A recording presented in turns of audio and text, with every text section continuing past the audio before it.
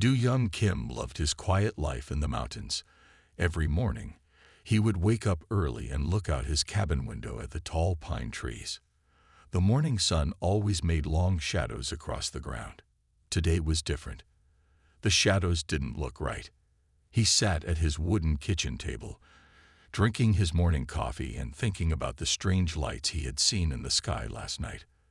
They had moved in ways that normal planes or helicopters couldn't. The lights had danced between the mountain peaks before disappearing behind the trees. Do Young worked as a forest ranger in these mountains. It was the same job his father had done before him. The cabin he lived in had belonged to his grandfather, who had built it with his own hands 50 years ago. The walls were made of thick logs, and the roof was strong enough to hold the heavy winter snow. As he put on his Green Ranger uniform and heavy boots, Do Young thought about his morning tasks.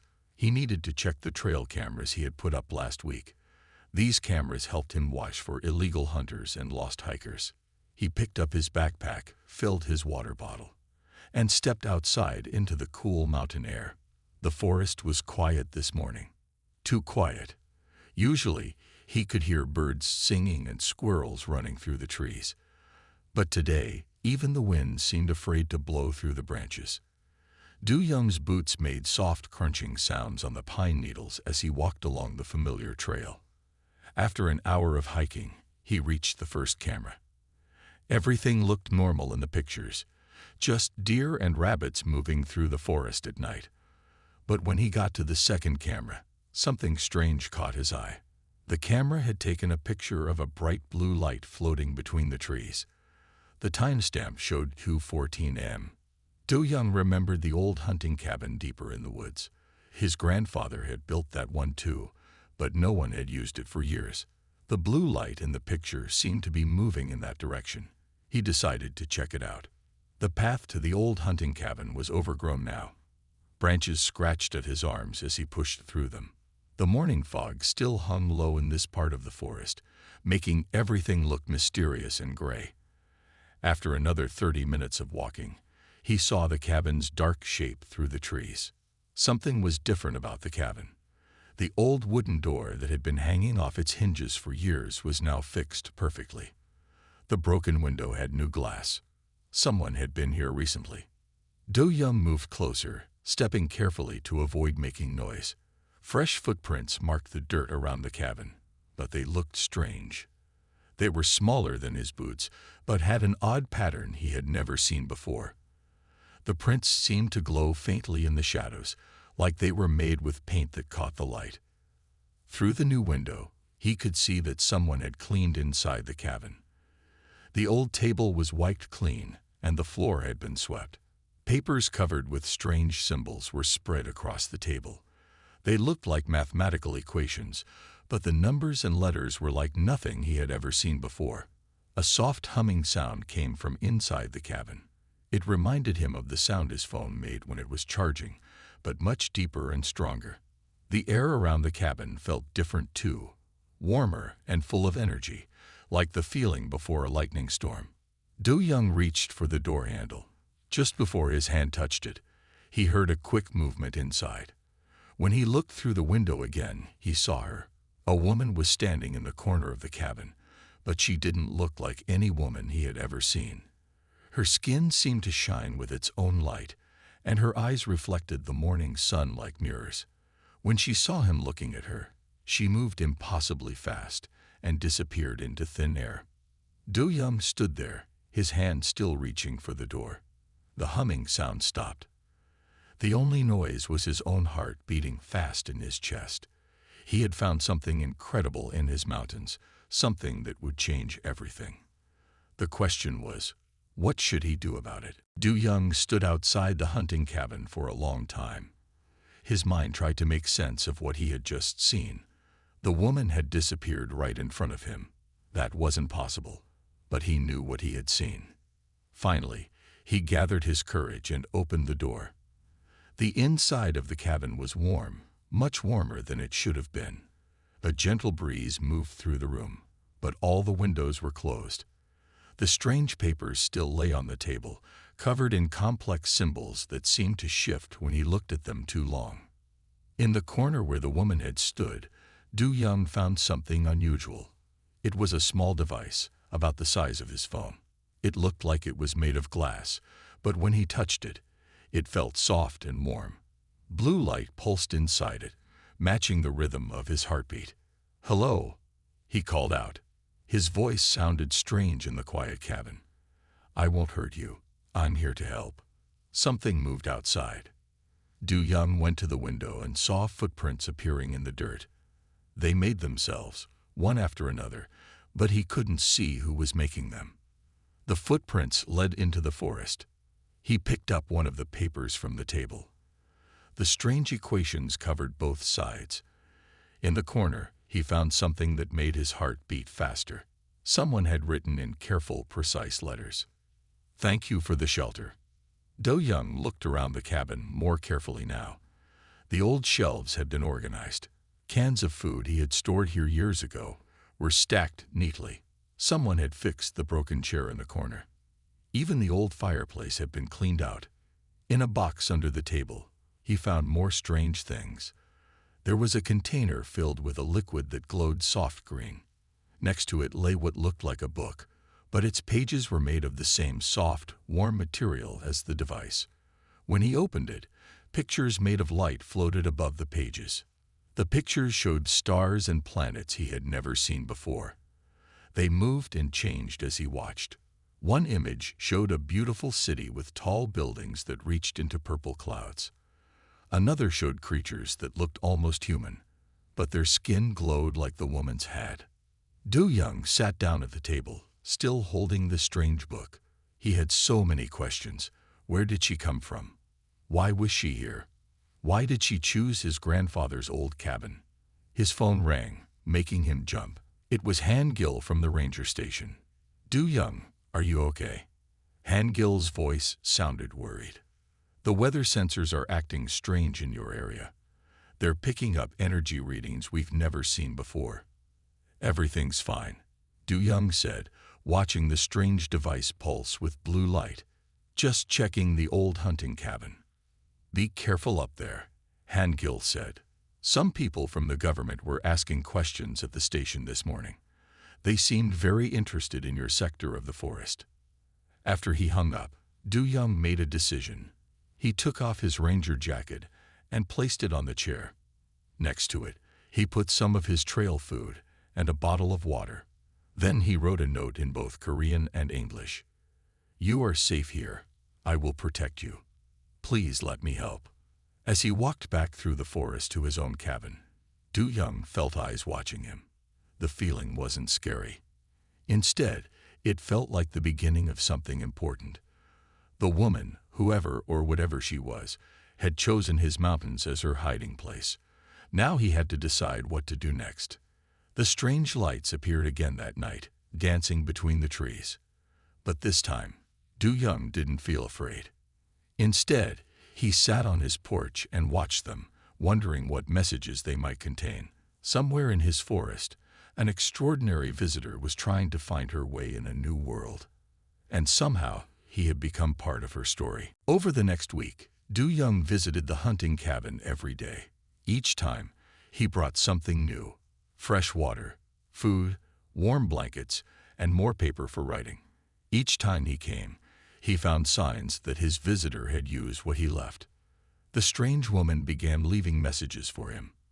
At first, they were simple drawings. Then came words in Korean, carefully copied from the books he had brought. Her handwriting improved quickly, faster than seemed possible. One morning, Du Young found a complete letter waiting for him. The handwriting was perfect, like it had been typed instead of written. The letter said, "My name is Era. Thank you for your kindness. I am learning your languages. Soon we can talk." Du Young sat at the table and wrote back, "Hello, Era. I am Du Young. You are welcome to stay here as long as you need. No one will harm you." When he returned the next day, everything had changed. The inside of the cabin looked different. The air felt clean and fresh, like a spring morning. The old lamp on the table now gave off a soft light, even though it wasn't plugged into anything. The broken clock on the wall worked again, but its numbers glowed with a gentle blue light. A new letter waited for him. I fixed some things to thank you.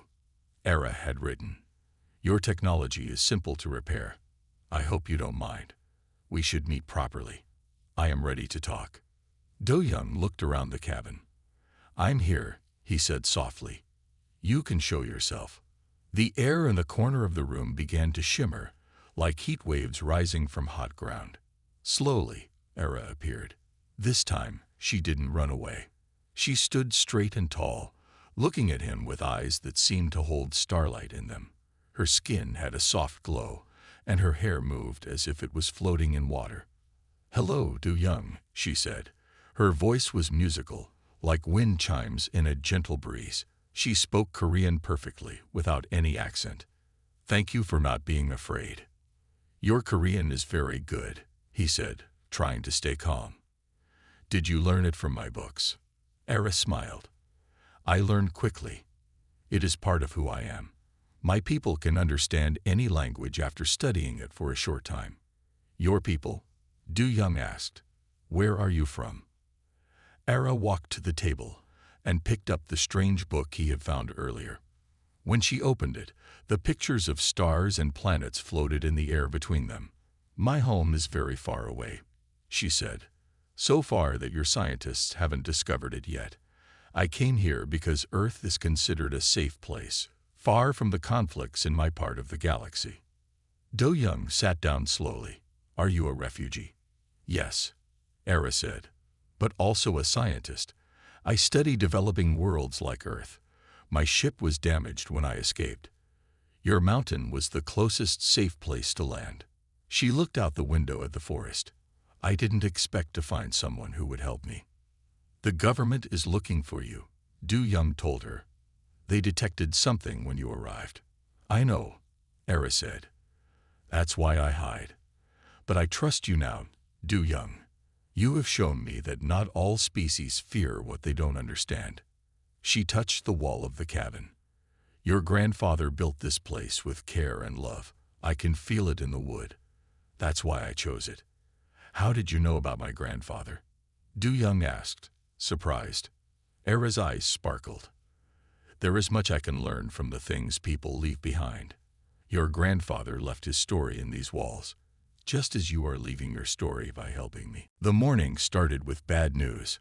Han-gil called Do-young early, his voice tight with worry. They're coming to search the forest, he said. 3 government trucks just arrived at the station. They have strange equipment with them. Do-young looked out his window at the mountain peaks. The sun was just rising, painting the sky pink. He knew he had to warn Era. When will they start? He asked. In 1 hour, Han-gil said. Do-young, be careful. These people aren't normal government workers. Their badges look military. After hanging up, Do-young grabbed his backpack and ran toward the hunting cabin. The forest was quiet in the early morning light. As he ran, he noticed something strange. All the birds were flying away from the area near the cabin. Even the deer were moving in the opposite direction. When he reached the cabin, he found Era outside. She stood perfectly still, her face turned toward the valley below. They're coming, she said. I can feel their scanning equipment. It's similar to technology my people use. We need to hide you, Do-young said, trying to catch his breath. It's not that simple, Era replied. She turned to face him, and he saw that she was holding her arm carefully. In the morning light, he could see a long cut that glowed faintly blue instead of red. I was hurt when my ship crashed. The injury makes me easier to track. Do-young thought quickly. I know someone who might help. Mira Lee. She's a veterinarian in the town. She's good at keeping secrets. Era looked uncertain. Can we trust her? Yes, Do-young said. She helps injured animals that rangers find. She never asks too many questions. They heard engines in the distance. The sound echoed off the mountain walls. Era's skin flickered like a light about to go out. We don't have much time, she said. Do-young pulled out his phone and called Mireille. Despite the early hour, she answered quickly. Mireille, I need your help. I have an injured friend. It's complicated. Can you come to the old forest service road near Maple Creek? There was a pause. The one we used to use for injured wolves. Mireille asked. Give me 20 minutes. Do-young and Ara moved quickly through the forest, staying away from the main trails. He noticed that Ara could walk without making any sound. When they had to cross open spaces, she could make herself almost invisible, like a heat wave in the air. They reached the old road just as Mireille's truck came into view. She got out wearing her work clothes and carrying her medical bag. When she saw Ara, her eyes went wide, but she didn't run or scream. Instead, she took a deep breath and said, "Well, this is new." "Mireille, this is Ara," Du-young said. "She needs help, and we don't have much time." Mireille looked at Ara's glowing injury. "That's not like anything I've ever seen," she said, "but I'll do my best." She opened her bag and put on medical gloves. Du-young, watch the road. Tell me if anyone comes. As Mireille worked on Ara's injury, they could hear the government vehicles getting closer. The sound of helicopters joined the noise of engines. Mireille worked faster, her hands steady even as sweat appeared on her forehead. "There," she said finally. "I've cleaned it and wrapped it. The bandage should hide the glow." She looked at Ara with professional concern. "Whatever you are, you heal differently than anything I've ever treated. But the principles are the same. Keep it clean and dry." "Thank you," Ara said softly. "Your kindness is rare in any galaxy." The sound of vehicles grew louder. "They're coming up the main road," Du-young said. "We need to move." Mireille packed her bag quickly. "Use the old mining caves," she said. "I'll tell them I'm here treating an injured deer. It will explain any strange readings they pick up." As Du-young and Ara disappeared into the forest, Mireille stood by her truck, calmly preparing a fake report about an injured deer. The morning sun rose higher, bringing with it the sound of approaching danger. The old mining cave became their new meeting place. Du-young brought supplies to make it comfortable, while Mireille visited regularly to check Ara's healing injury. As days passed, the government search teams moved to different parts of the forest, and the cave became a place of learning. One evening, as rain fell outside the cave, Ara showed Du-young and Mireille something amazing. She took out her small device and placed it on the ground. The air above it filled with moving images of her world. They saw cities with buildings that reached through the clouds, vehicles that floated silently through the air, and gardens that grew food without soil. "Your world is beautiful," Mireille said, watching the images with wonder. "Why did you have to leave?" Ara's face became sad. "Some people wanted to use our technology for war," she said. "The scientists like me refused to help them. We had to run away." She touched the device, and the images changed to show Earth. "Your world is beautiful too, but in a different way. You still have wild places like these mountains." Do-young noticed that Ara seemed to glow brighter when she talked about Earth's nature. "What do you think about our world?" he asked. "Your people are young," Ara said, choosing her words carefully. "You make mistakes, but you also create wonderful things. Your music, your art, your stories, they show so much hope." She smiled at Du-young. "And some of you can see beyond your fears to help someone different." Mireille looked at the medical supplies she had brought. "Can you tell us about your medical science? The way you heal is fascinating." Ara picked up one of Mireille's bandages. Suddenly, the bandage began to glow softly. "We learned to work with the energy in all living things," she explained. "I can show you some simple ways to use this knowledge. It could help you heal animals better." For the next few hours, Ara taught them things that seemed like magic, but were actually science from her world. She showed Mireille how to see the energy in living things. She taught Du-young how to feel the health of trees by touching their bark. Everything she showed them was simple but powerful. "We have something to teach you too," Du-young said. He took out his phone and showed Ara pictures of Korean festivals, traditional meals, and family gatherings. This is how we celebrate life on Earth. Era watched the pictures with great interest. Your people know something my people forgot, she said. You understand that the simple moments are important. A meal with friends, a walk in the forest, watching the sunset. These things matter as much as technology. As they talked, Mireille made tea on a small camping stove. The cave filled with the warm smell of herbs. Outside, the rain continued to fall, making a peaceful sound. For a while, they forgot about the danger and simply enjoyed learning from each other.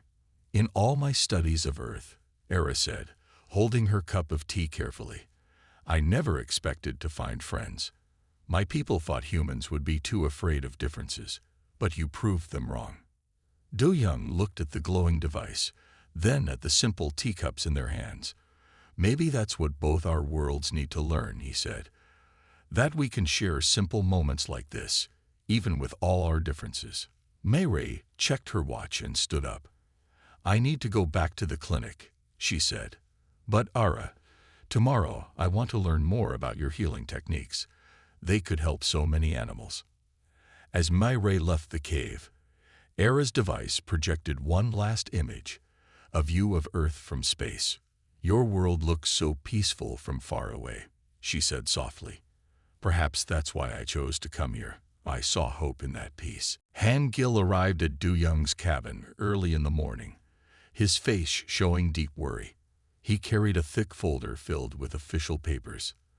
The government search had become more serious. They know something is here, Han Gil said, spreading the papers on Du Young's kitchen table. They have brought more advanced equipment. Tomorrow, they will search every cave and hollow in the mountains. They have special permission to go anywhere they want. Do Young looked at the papers. They showed maps with red circles marking areas where strange energy readings had been detected. The largest circle was right over the old mining cave. That's not all, Han Gil continued. I heard them talking about bringing in military units. They think whatever is hiding here could be dangerous to national security.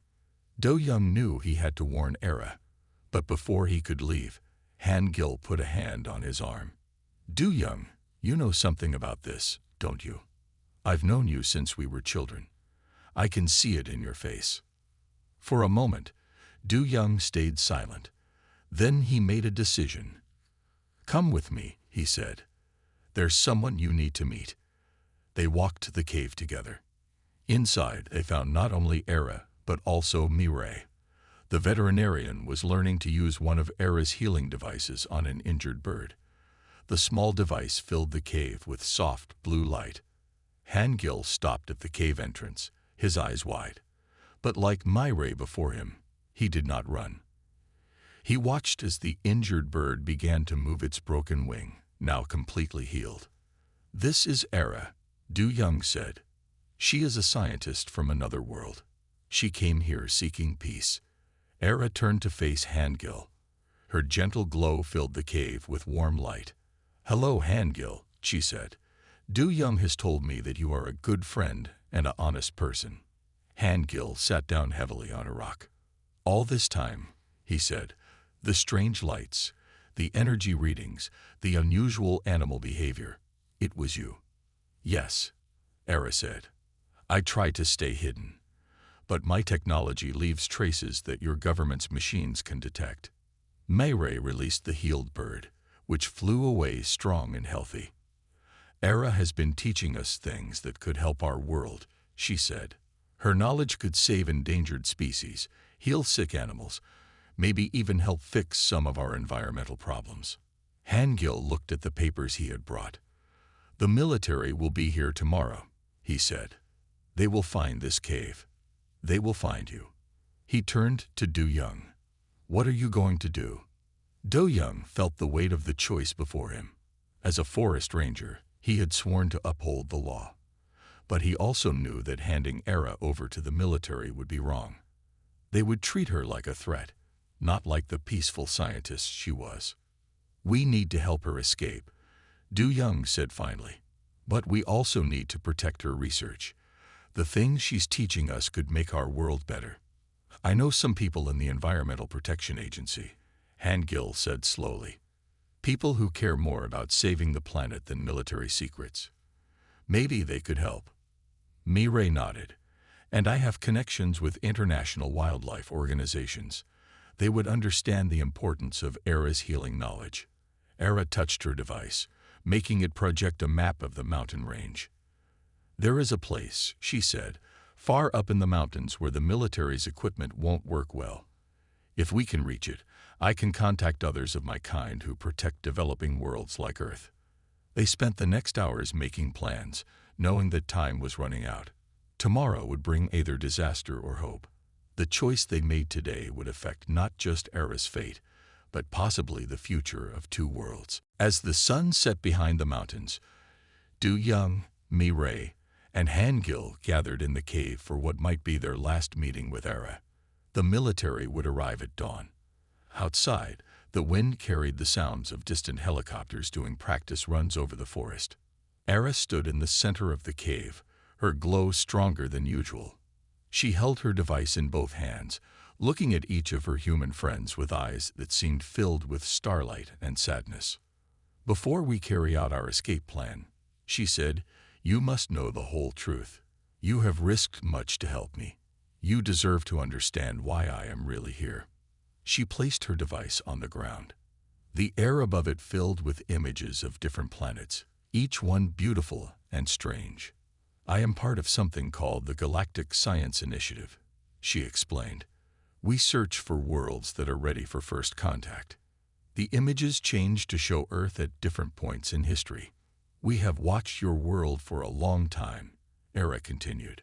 We saw you discover fire, build cities, reach for the stars. We knew that one day we would need to meet you officially. But you said you were running from a war, Du Young said, confused. That part was also true, Era replied. My people did split into two groups. Some wanted to use our science for war. The peaceful scientists like me had to hide. But we turned this problem into an opportunity.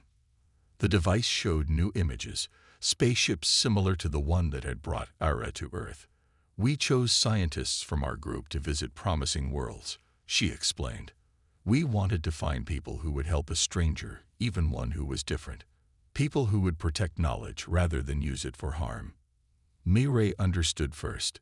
You were testing us, she said. Not testing, Era said gently. Hoping. Hoping to find proof that humanity is ready for the knowledge we can share. She smiled at them. And you proved it. You helped me without wanting anything in return. You protected me even when it put you in danger. Hangil looked at the papers he had brought, then at Era. The technology you showed us, the healing devices, the energy systems, that was just the beginning, wasn't it? Yes, Era said. My people have solved many problems that still trouble Earth. We can help you clean your air and water. We can teach you to make energy without harming your planet. We can show you how to heal illnesses that still cause suffering. But why show us? Du Young asked. Why not go to world leaders? Because real change starts with individuals who care, Era replied. People like you, who see past fear to find friendship. People like Mireille, who want to heal rather than harm. People like Hangil, who choose truth over duty. The sound of helicopters grew louder. Time was running out. Era touched her device one last time, and it projected a final image. A beautiful building hidden in mountains like these, but filled with advanced technology. If we succeed tomorrow, she said, this will be our next step, a hidden research station, where we can safely share knowledge with people who will use it wisely. But first, we must reach the high mountains before the military arrives. As her friends absorbed this news, Era's glow brightened with hope. Whatever happens tomorrow, she said, you should know that you have already changed the future. You proved that humanity is ready for a greater role in the galaxy. Outside, the stars began to appear in the darkening sky. Somewhere up in those mountains was their destination. And beyond that, a future none of them had imagined possible until now. Dawn broke over the mountains with a mix of golden sunlight and thick fog. Du Young led the way up an old trail that only the most experienced rangers knew about. Myray and Hangil followed close behind, carrying backpacks filled with supplies. Era moved silently among them, her natural glow hidden by a special device she had created. The sound of military helicopters echoed through the valleys below. Search teams with dogs were spreading out across the lower forests. But up here, in the highest parts of the mountains, the fog gave them protection. The military's equipment won't work well in this area, Era explained as they climbed higher. The mineral deposits in these mountains interfere with their scanning devices. That's why I chose this escape route. They reached a steep cliff face just as the sun rose fully above the horizon. Hangil checked the map he had brought. According to the geological survey, there should be a hidden valley on the other side of this ridge, he said. Myray looked back the way they had come. The fog is starting to clear, she warned. We need to hurry. Using ropes and climbing gear that Du Young had brought, they carefully made their way up the cliff. Era moved with surprising grace, as if the Earth's gravity didn't affect her quite the same way. When they reached the top, they found exactly what they were looking for, a hidden valley, protected by tall cliffs on all sides. This is perfect, Era said. She took out her device and pressed it against a large rock. Blue light spread from her hand into the stone. My friends will know where to find us now. The group made their way down into the valley. There, in a flat area surrounded by old pine trees, Era revealed her plan. We will build the research station here, she said. The mountains will hide it, and the special minerals will protect it from detection. Du Young looked around the valley. How will we get supplies up here? How will we explain what we're doing? Era smiled. Hangil's friends in the Environmental Agency will help. We will say this is a wildlife research station. Myray's work with animals will make this believable. She turned to face them all. Each of you will play an important part. Suddenly, a soft humming filled the air. Above them, the clouds began to glow with gentle blue light. But this time, no one felt afraid. They watched as a ship, beautiful and silent, descended into the valley. My people have arrived, Era said. Now the real work can begin. Over the next few months, the hidden valley transformed. A research station grew among the trees, its walls blending perfectly with the natural rock. Inside, Era and her people worked with the small group of trusted humans who were carefully chosen to learn their knowledge.